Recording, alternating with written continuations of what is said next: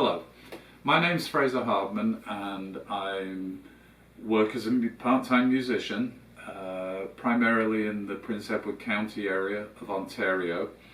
And before this I worked as a project manager, managing large projects in the financial and retail industries. And I've been asked to answer some questions as to how that previous experience relates to my work in music. The first question I was asked is, what is the biggest time waster for musicians? And the initial answer that I came up with was, well, procrastination and music. It may seem a little flippant, but I say procrastination because too often we tend to put off the things that we should be doing and the things we know we ought to be doing and perhaps don't really enjoy doing, in favour of the things that we do like to do, and hence we use music to waste time and take us away from doing the other things that we know really that we ought to be getting done. The other thing I think that can lead us to waste time is heading down the wrong path and maybe not recognizing when we're doing this. And we're not alone. Many businesses and many industries tend to do this, but we can avoid wasting time by recognizing things like when we're chasing the gig that just isn't going to happen for whatever reasons, or when we're spending time on a creative project that ultimately we know probably isn't going to work out.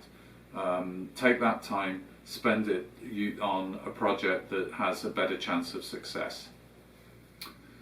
The second question was, what did project management bring to my music career?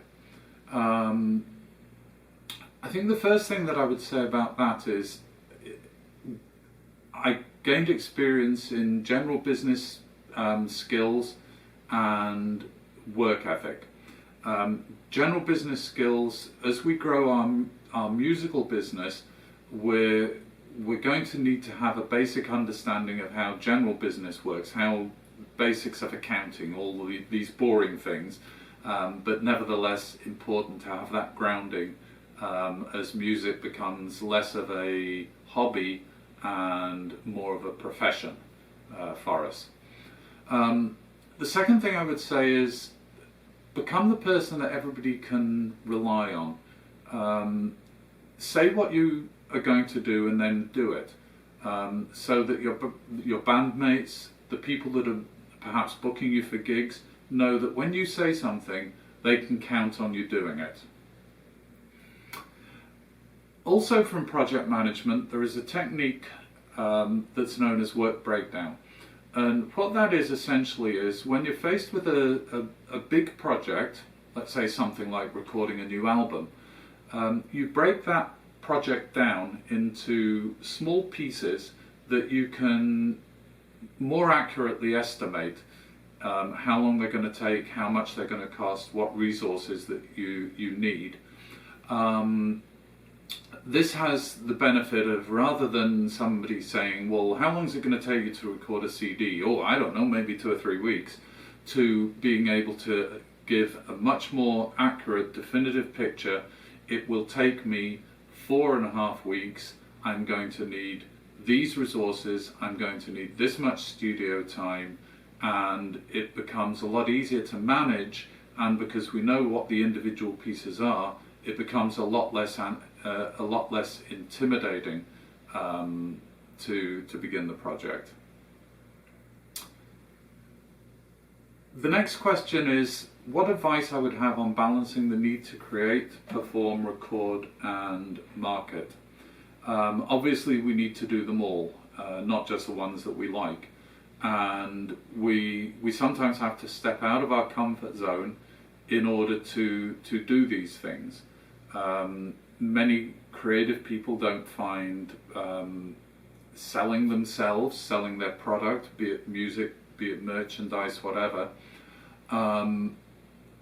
that's something that isn't easy. And because there's so much of ourselves in our art, whether it be a song, whether it be a painting or whatever, it's too easy to feel that when people are saying know they don't want to buy it, that it's a rejection of ourselves and not just a rejection of the product that we're trying to sell. Every artist has faced rejection. Don't take it personally. Next question was, at what point should you delegate some tasks to professionals? And the answer that I would have for that is, well, when you can afford to.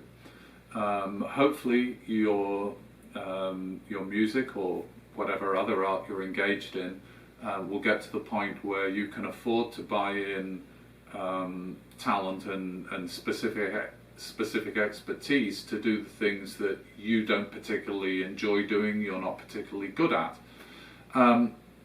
But there may be also alternatives before you get to that point of where you can afford to. We can barter.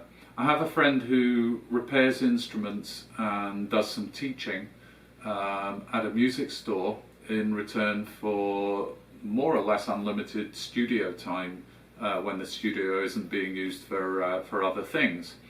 I've used community college students who are studying media arts to prepare a video for me, and that was at pretty minimal cost. They used it as a class project. Perhaps you could offer to do a house concert in return for a photo shoot. We've got things that other people want, and they have things that we want. We can trade, we can barter, build a network of contacts in allied fields outside of music. Sometimes you may be able to pass them leads, and for sure they will return the favour. And lastly, how are you managing through isolation? This is a tough one, because the thing I love most about music is playing live, and that came to a grinding halt in the middle of March. But what have I been doing? I've been practicing. Practicing a lot more than normal. I'm not sure the results would bear that out, but still I'm enjoying that.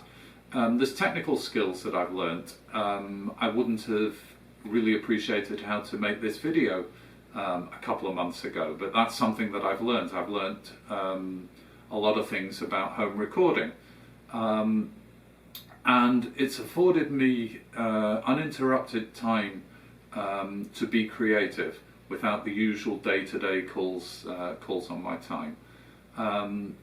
Lastly, I would say boredom is certainly one thing I haven't experienced through this self-isolation, but we'll all work through it some way. Anyway, thank you for the opportunity to share this time with you, and hopefully there's something that you can take away that is useful.